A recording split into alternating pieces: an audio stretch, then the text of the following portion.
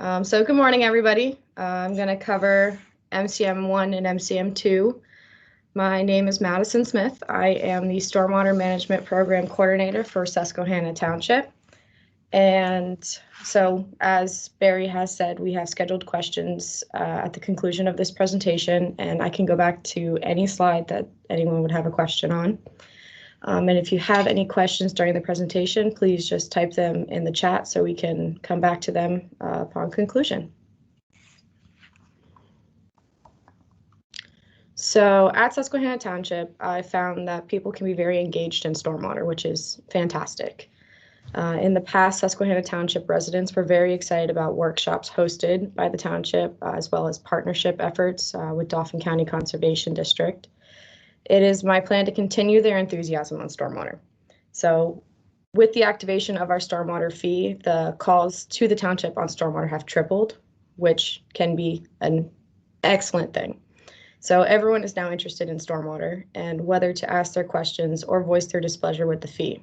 But either way, any question about stormwater provides publicity and interest. So I try to utilize the stormwater fee phone calls and emails as an entryway into our more in-depth stormwater conversations and introduce our educational programs. So residents aren't as confused when stormwater related information pops up. So I plan to discuss my experience and future plans with MCM 1 and MCM 2 in Susquehanna Township regarding, well, primarily in MCM 1, regarding target audiences, educational material, and how I get my programs out to the public. So to have a successful MS4 program, my first goal was to focus on developing the target audiences. I found property owners who have interest or are either impacted by stormwater. So with stormwater fees popping up all over the south central portion of PA, it provides a great starting place for finding your target audiences as well as developing educational material. Even if there is no stormwater fee in your service area, stormwater still affects everyone. With COVID and quarantine impacting the world, technology has become an even more important way of connecting people. It is easier to reach our audiences through technological sources and provide our educational programs online through webinars. This allows us to reach new audiences by providing the virtual education opportunities anytime. This also allows us to reach more people can participate because we are able to provide the information more frequently. After each event, I try to keep each participant's contact information so I can always reach out about new programs and programs being hosted through another organization and gather any information from the audiences on what they would like to see in the future. So to start off, I figured we would start off with the basics. I call kind of the first list of target audiences our primary target audience, and it's concentrated around the examples provided by DEP and the MS4 permit. So they provide a wide range of easily accessible audiences and a great starting point for creating new audiences within your service area. So they are residents, developers, school districts, and municipal staff. So while our secondary target audiences are individuals who approach or have approached the Susquehanna Township to coordinate on a project or sponsor an educational lesson. For instance, our local Rotary Club reached out to recruit the township to lead a Greenways and Waterways presentation to our middle school students. They also asked to participate in a volunteer activity which would better improve the waterways of PA. So not only are they requesting to do a public outreach and education, but they're also looking to do a public involvement. And I hope to elaborate on that interaction a little bit later. So, but individuals who have reached out to the township to sponsor, participate, or coordinate stormwater education involvement want to get out, get their hands dirty, and make a difference. And I found that they're an excellent resource to help recruit more individuals to our education programs. So I have a base, I have my sound base, and I want to start thinking about recruiting new target audiences. So I then start to think about which programs or businesses and organizations are either influenced by stormwater and environmental regulations, or their products may be impacted.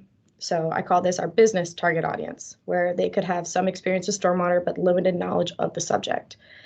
And this helps us expand our education programs because they have specific interests in mind relative to stormwater, such as fertilizer and pesticide applications for a landscaping company, or a golf course, and watering habits, oil water separator maintenance and cleaning in an automobile maintenance shop or car wash, and how their products can be directly influenced by the quality of stormwater and like vineyards, orchards, nurseries.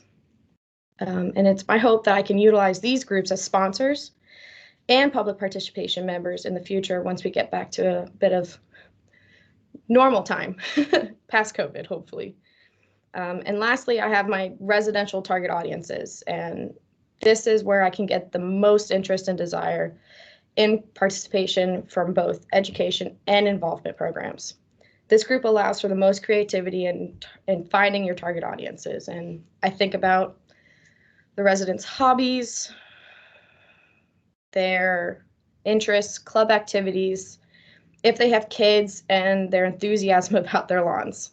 I've never met a more passionate person about stormwater when they have a beautiful green lawn with beautiful vegetation everywhere.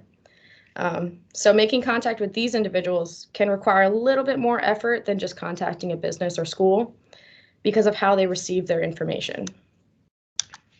So after developing multiple target audiences, I want to understand the demographic of the group in order to make the best contact with them.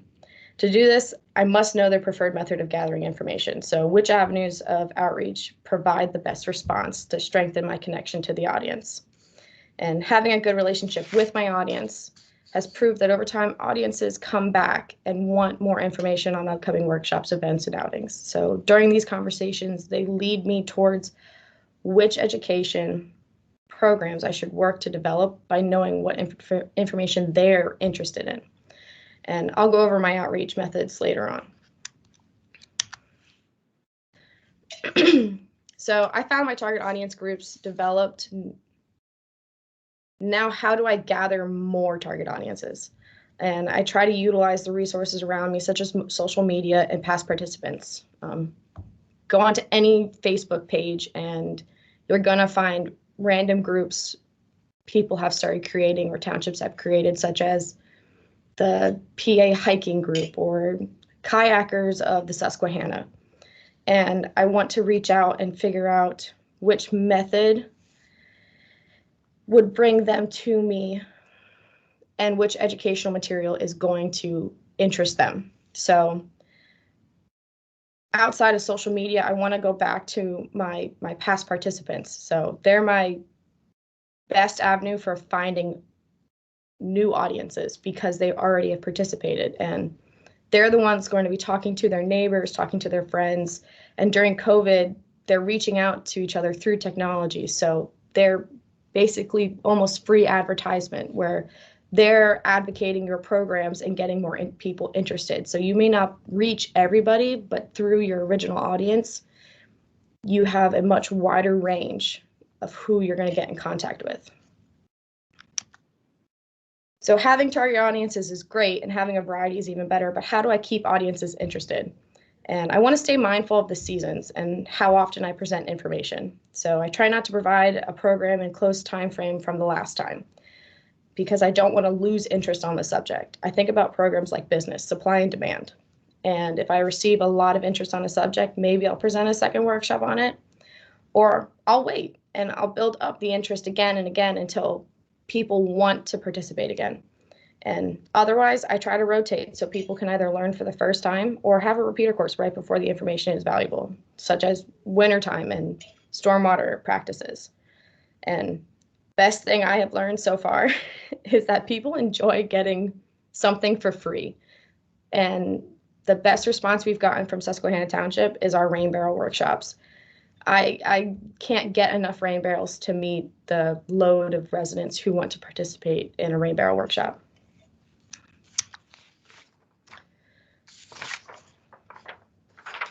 So we have our target audience developed. What kind of educational materials are going to interest these audiences? So while developing the educational programs, I think about who's receiving the education. Does it have the potential to impact their daily lives? And can the information be replicated? If I'm developing a stormwater pollution program for a high school science club, the information is going to differ if I present to my household residents. Alternatively, if I would be teaching a program on rain gardens to residents, I could either present on the installation and design or I could discuss the benefits a rain garden would have on their property. Just depends on who the information is going to, and I just try and be as mindful as possible while creating the programs to make it appropriate. So since I'm new to this position with Susquehanna, and I'm working on these programs to implement to my target audiences.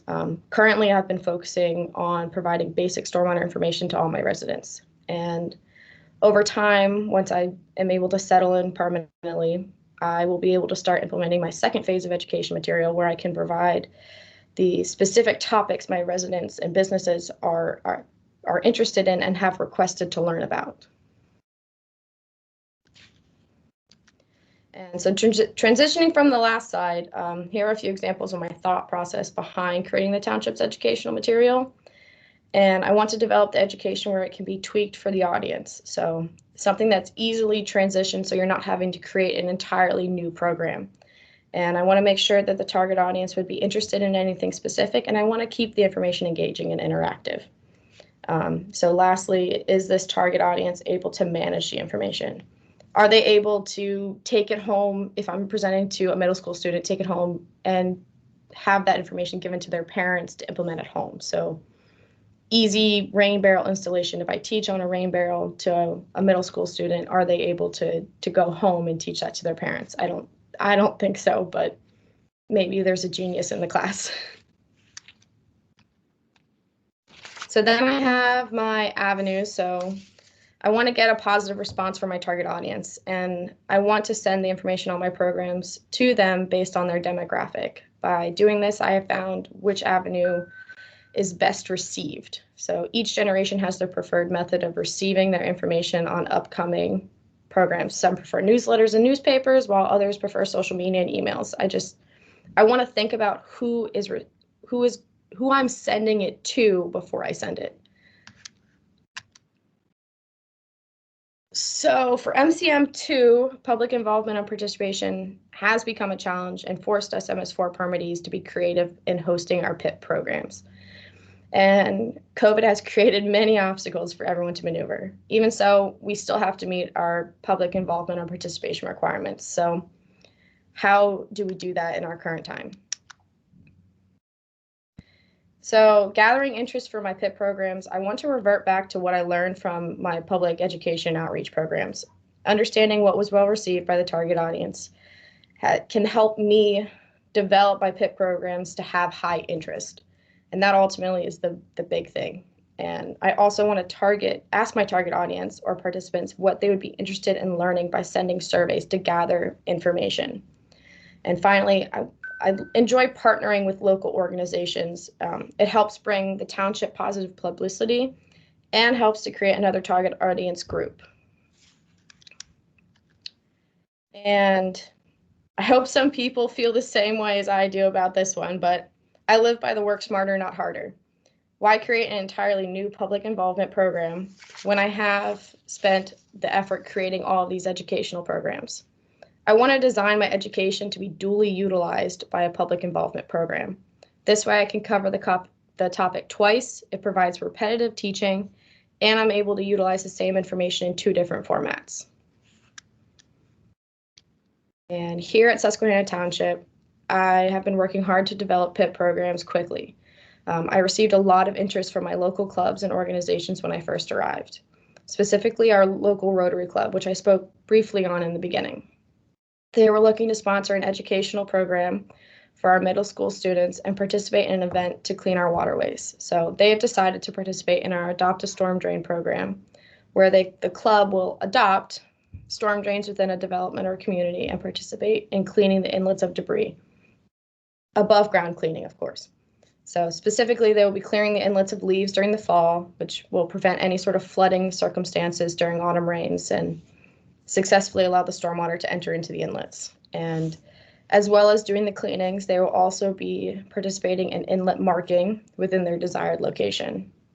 So this program specifically, it's my goal to have multiple communities decide to participate throughout the township and build on the positive publicity of what the Rotary Club is able to do, the sponsorship effort, and get the residents out and about so they're enjoying being outside.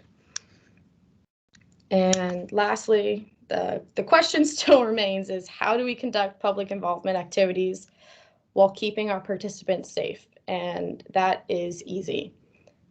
We just need to follow the CDC guidelines, where it's always about the safety and the health of your participants. You don't want to endanger them, but you want them to still come out. So smaller groups, socially distanced, and masks have to be required.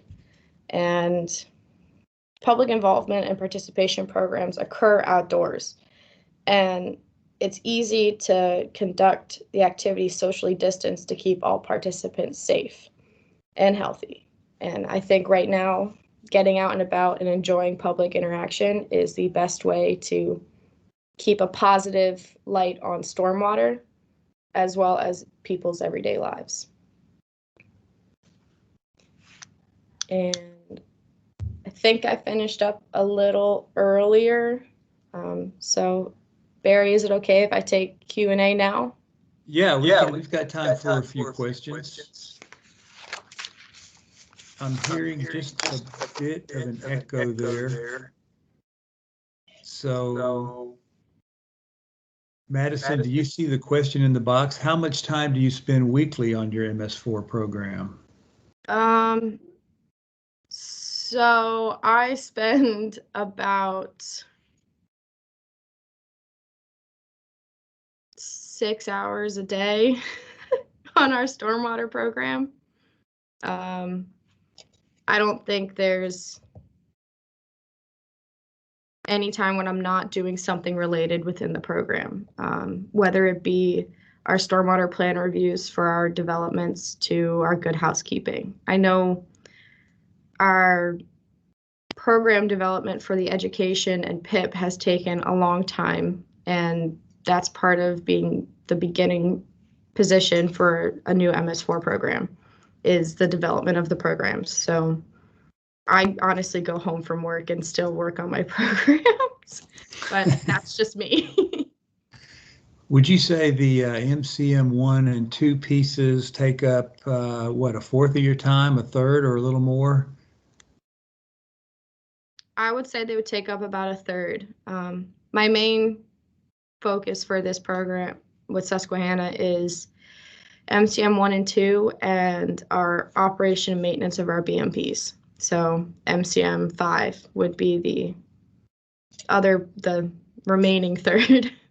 Okay. Another question here from me until we get some more in the chat box. What about, what was your biggest surprise in starting with public education and involvement?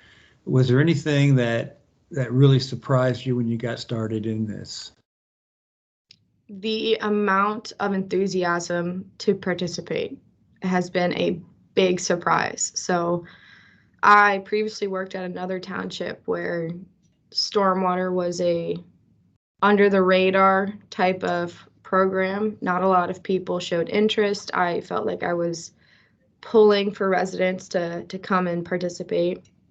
But we just held our rain barrel workshop with Dauphin County Conservation District, and we had 45 slots filled up within the first month, and almost everyone participated in the workshop. So we receive a high interest, and a lot of stormwater conscious residents come forth to talk about stormwater with us quite frequently and give us ideas of what type of information they want to see. So I'm beyond grateful for that. It definitely makes a MS4 program much easier when you have the involvement already. Yeah, that is great. Here's another quick question before we move to our next presentation. Are there grant opportunities that you're aware of to fund things such as rain barrel workshops? I do believe so. I know Dauphin County Conservation District applies for that grant, so they were able to fund our rain barrels for our workshop, and that's why we partnered with them. So for getting the free supplies, I definitely believe in reaching out to local organizations, your local conservancies, educational and stormwater conscious groups. So I'm also the president of Paxton Creek Watershed Education Association. So with them, we host stormwater based education to our local school districts, and we want to do like a lot of public outreach. So luckily in my circumstance, I get, again, two birds, one stone, where I can develop one program and utilize it for both groups. And it has been an absolute joy just being able to create these programs for residents and Paxton Creek property owners. So very good. And we are going to have a couple more presentations today and tomorrow on funding. So if you are interested in funding, please do stick around for those. One last quick one here. Do you have any tips regarding program effectiveness evaluation? Surveys. Always send surveys out to your participants afterwards and give them a section to be able to provide their own feedback.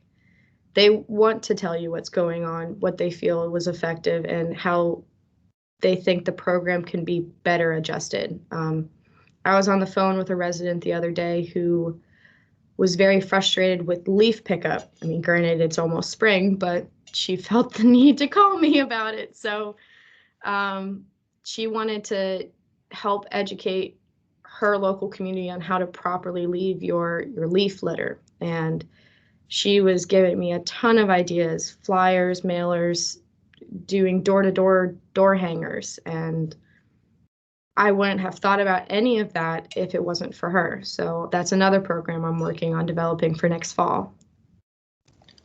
Very good. All right. Well, thank you, Madison. If you'll go ahead and mute your mic, we'll get into the second presentation here. And I do want to just point out something here at the top of your screens. You've got three little dots next to the hand icons.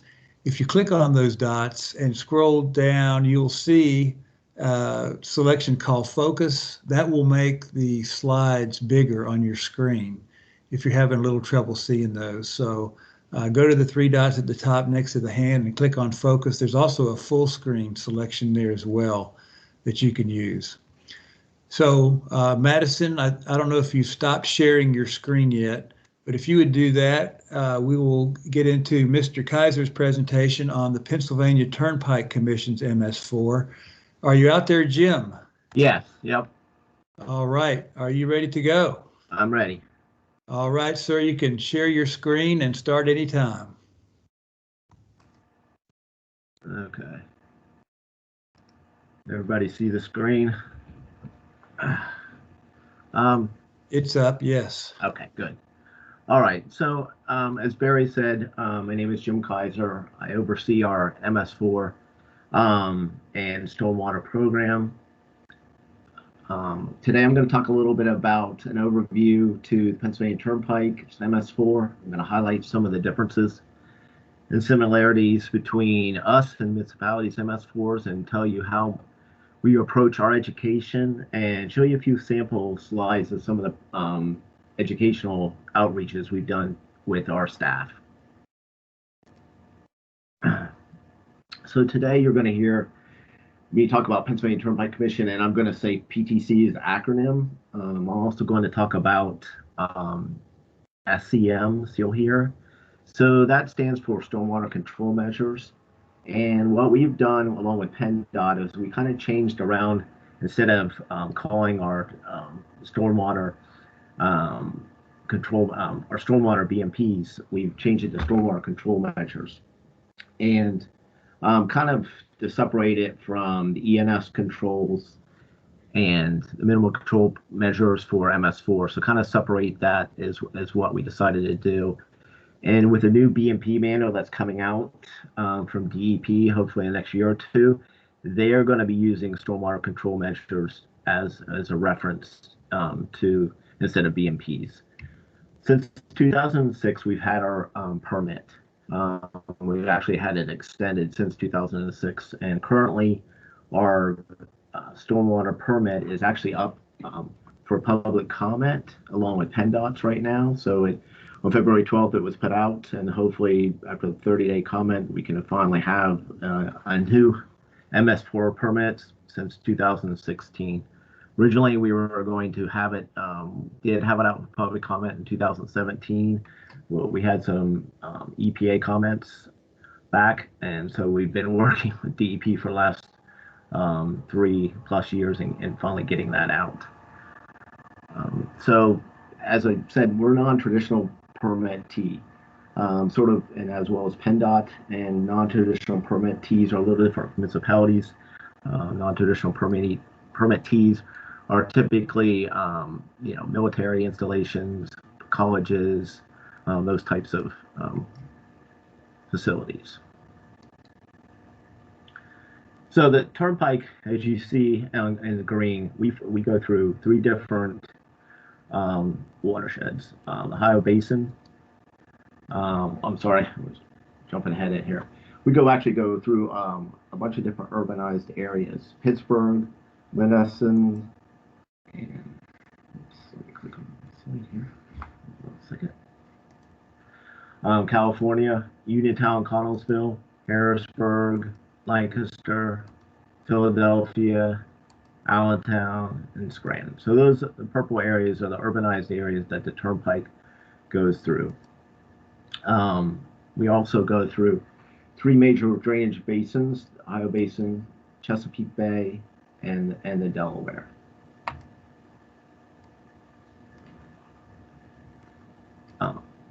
So the PTC's MS4, as I mentioned earlier, we have 8 urbanized areas, 53 different watersheds we go through.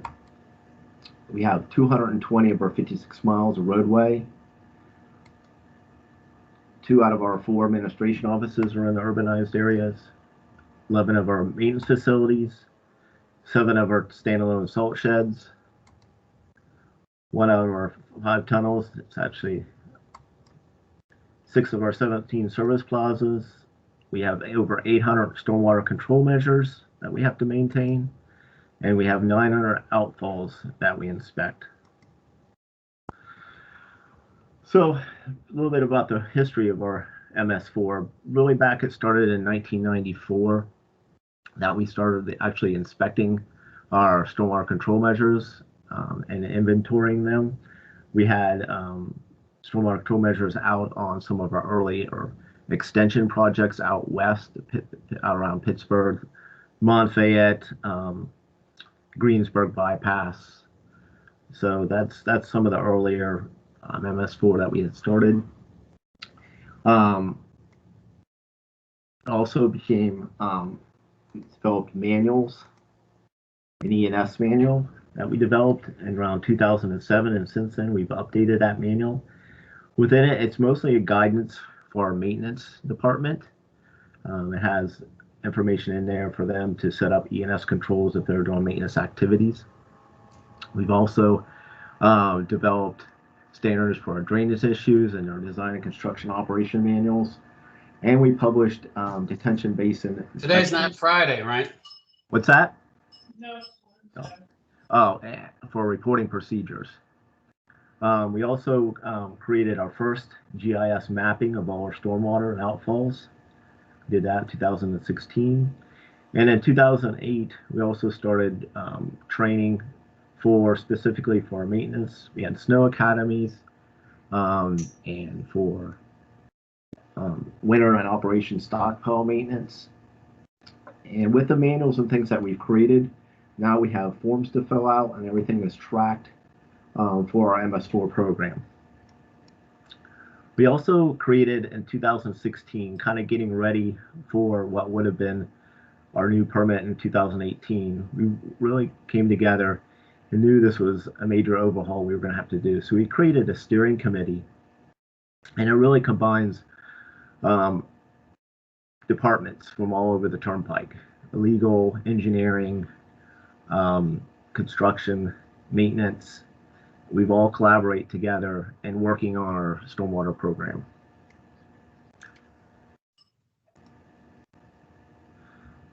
So this slide shows the improvements that PTC has made to the MS4 program in the last several years. As the MS4 program was updated, we recognized 2 things. One, that all permit components interact, and every permit component generates need for education.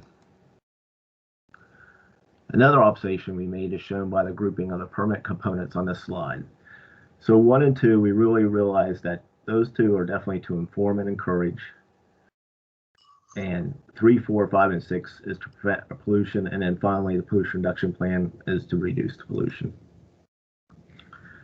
So the PTC approach with our MCM 1 and 2 was to handle them alike as a marketing plan, as they both inform and invite action. So the goal of MCM 1, public education outreach, is to educate a target audience about the negative impacts of stormwater pollution, causes of pollution, and beneficial pollution prevention practices. While MCM 2 is public involvement and participation, and it's the invitation to the target audience to personally act to prevent and or reduce pollution. So before I get into discussing the target audience list, so I wanted to kind of point out the differences between the Turnpike and other municipalities and townships. So as you can see on this slide, what our focus on is really a high-speed roadway system. And, when it comes to stormwater, the water is really trying to get that water off the roadway as fast as possible. That's our main function, getting people from point A to point B. While the mission of the municipality, has laws, regulations, taxes, there's land use, zoning, sewer, water, trash, public property, schools, parks. So there's a lot of different multifaceted aspects of the municipality. While the stormwater related and land use permits, we are the permittee, we can't regulate. So while the municipality can, they can set up regulations through ordinances that regulate some of the stormwater within the municipality. Our property is linear, so we go through multiple watersheds, whereas municipality is regionalized and they have a few watersheds. Again, the community we serve, other travelers, versus the municipality is residents, businesses, nonprofits, in the public sector. Our community character is transient. If people are only stopping for a short amount of time, they're paying, they're going. A lot of the people, never come back again. Whereas the municipality and townships, obviously their residents are long-term and have a definite commitment and involvement for the stormwater program in their area. This slide shows how the PTC ultimately set up our public education and outreach, or our POP program. The PC target audience is divided into two main categories. One is the captive and two is the elective. The captive audience consists of groups that the PTC can compel to complete training, read educational material, and be evaluated for that informational retention, while the elective audience consists of groups that consume the information voluntarily. The PTC's priority is their captive audience because the individuals in that category have direct involvement and responsibility for activities that impact our stormwater runoff. In the PTC's original draft permit, DEP initially envisioned that the PTC should target the traveling general public as an audience and distribute general MS4 awareness information to them, and then measure the results through pre and post surveys. However, we would not be able to perform that task due to the transient nature of the customers. So what we did, we designed our POP to recognize that the efforts to education of the general public would focus on dissemination of the information, and the metric would be tracking the volume of information distributed. Some examples include number of brochures distributed from the service plazas, the number of subscribers receiving MS4 articles through PTC publications, and a number of hits to social media.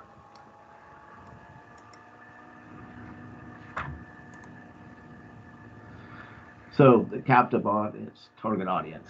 Again, the PTC is our maintenance department, engineering department, our administrative staff, consultants and contractors, and lessees and vendors.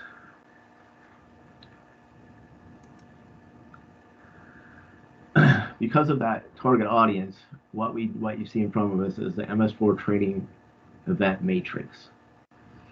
And what we had done was, as we started going through the MCMs, we realized of all the education and all the different people that we need to train, it became very complicated and in order to track it all. So we created this training event matrix, and that's probably one of the more important things that we have done for our MS4 program was creating this matrix. It really helps us keep track, you know, of who we all the training we need to do, and to get the word out. And for our annual report that we have to do every year, we can go back and look at this to see all the training that we've done. So this permit tracking thing, you know, for our permit compliance, it's a training event form. Responsible content developers has a specific audience, internal and external audience, the training formats that we do, the dates, and then the completion verification to see that the target audience has actually completed the training. So again, it really keeps track of what we're doing at the Turnpike with all the different employees that we have, which is over 2,000. We also started actually rolled out the beginning of this year a general awareness training. That's for every single employee. We also have training for our maintenance staff. So since they work on the roadway and then they have the maintenance facilities, there's a lot more engagement with them, good housekeeping training and other training that we go through with them. So what we have done is put together for this general awareness training. There's independent study, there's video, there's some questions at the end, and then we track the employee in completion and the scoring of their answers. So this is kind of an example of what, you know, the topics that we talk about in our general awareness training. We talk about our permit and why we're managing our stormwater runoff, what the Turnpike Commission is doing for our MS4 program, and how the staff can help. So we obviously talk about what is MS4 and kind of break it down, and talk about the basics that, hey, it's water running off the roadway, it's collecting sediment, trash, and oil, and gets into our streams and can affect the wildlife.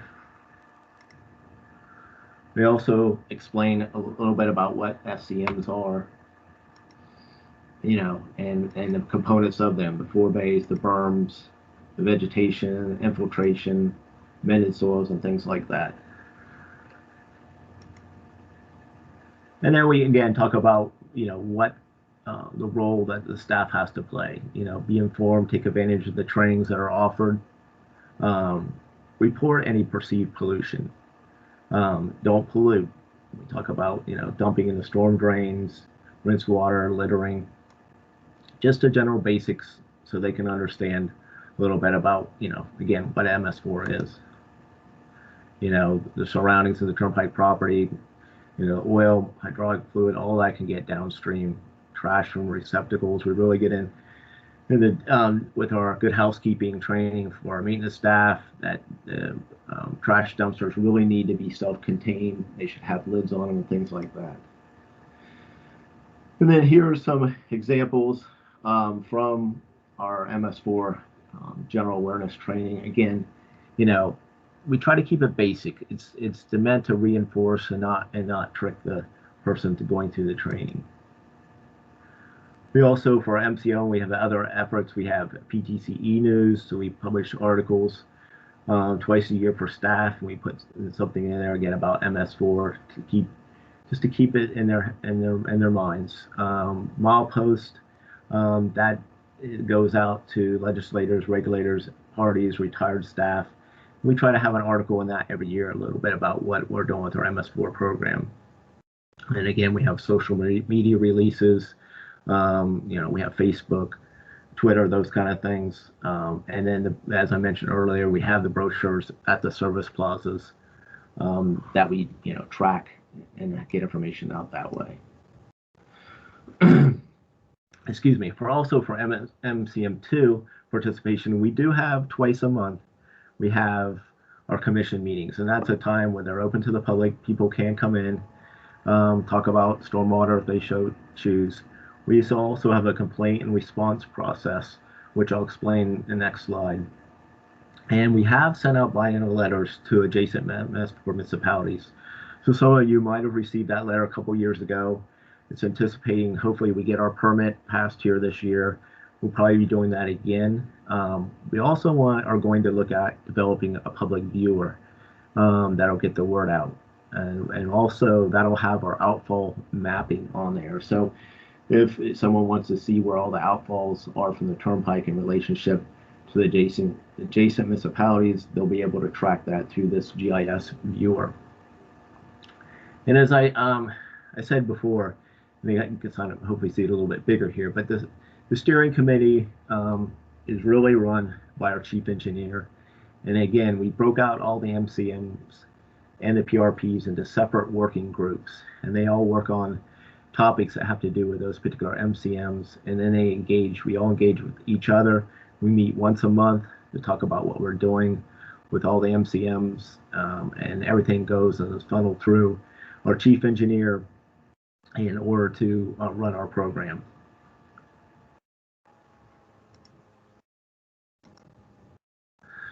So as I mentioned, if we do get complaints that come in, either through phone, email, we have a stormwater complaint process. So if it comes in, if it's an emergency situation, it goes to our operations center and then to our CAD, and then it's sent out to emergency response people or maintenance department. If the caller calls in and the person taking the message determines it's a non-emergency type of situation, then they get a little bit more information about what topic it is. Is it a flooding issue, sediment and erosion, illicit discharge? That goes into our chairs of our MCMs. They then engage with the person who called in, and they work with that person and try to get the issue resolved. And then we close out the process, hopefully, and we track all that too. So that's our stormwater engagement with our outside customers. Again, some other samples I'm going to show you here a little bit. We've had illicit discharge and training. We have that for our maintenance staff. We have it for our active construction contractors. We've also created contractor trainings for enhanced E&S management. So for the 102, EP's 102, we've created additional E&S trainings to hopefully get that word out about E&S controls. We are engaging in creating, and we're almost done with the SWAT program, which will have the public facing viewer I mentioned early on. So hopefully by next year we'll have that in place. In the meantime, I hopefully will be sending out letters again, trying to engage adjacent municipalities and townships, and potentially working with the Turnpike. And then finally, we have the Good Housekeeping Training Day, which we put on for our maintenance staff. So all this education, what we try to do is make it education and make it fun. We have sometimes a little bit of, which I'll show you here in a minute, too, silly graphics. We look to try to do some experiments, and with COVID, we haven't gotten to that yet. We were going to do that this year, and then testing in form of games and competition. So some of the good housekeeping slides I'll show you examples of, sort of fix or tell practice slides. So we have an example here of something at one of the maintenance facilities showing tires laying all around.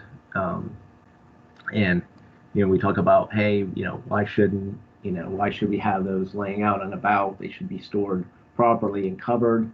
We talk about fixing it and then showing what it should look like, for example, of another maintenance facility of what they've done. And then just another good example of a way to store tires. So this is just, like I said, some examples. This is for landscape product storage for pesticides. Again, showing proper storage of pesticides and spill material, what you can do to fix it. You could create an area that's prevents material from escaping. And as I mentioned just a minute ago, there are things online that you can do to set up just some quick experiments and things hands-on for your staff. And then finally, like I said, there is the games. We kind of do a Jeopardy game again. have questions about the permit, maps, those kind of things like that. Kind of split we're presenting to the maintenance staff, kind of split them in half, and it's a competition, and so it gets them more engaged. Also, hopefully they're paying attention and learning and whatnot. So sorry about that. So that's kind of where our program is, what we've been doing with MCM 1 and 2. Again, our target audience is mostly internal staff and contractors, vendors, and with our service plaza employees and things like that. The public is generally through customer interaction. If someone is driving and sees something, to call in, or adjacent property owners for the most part. Thank you. Very good, Jim. Thanks for that. We do have a couple questions here. The first one is your GIS mapping available online? And the second one is about how much your budget is roughly for your MS4 program. So for the first question, no. We're actually built. It's almost up and running. I showed it quickly or mentioned it. It's called SWAMP, and it's our Stormwater Asset Management Program. So we called it SWAMP, and it basically is going to manage our MS4 and our stormwater program. So it's all GIS based format. And what the intention is eventually, hopefully, maybe next year, is to actually have this public viewer, and you'll be able to go online. Municipalities, townships will probably keep it maybe at first to a limited audience like that. They'll be able to go in and access our GIS and look at some information. Our budget is in the millions, and so that's counting.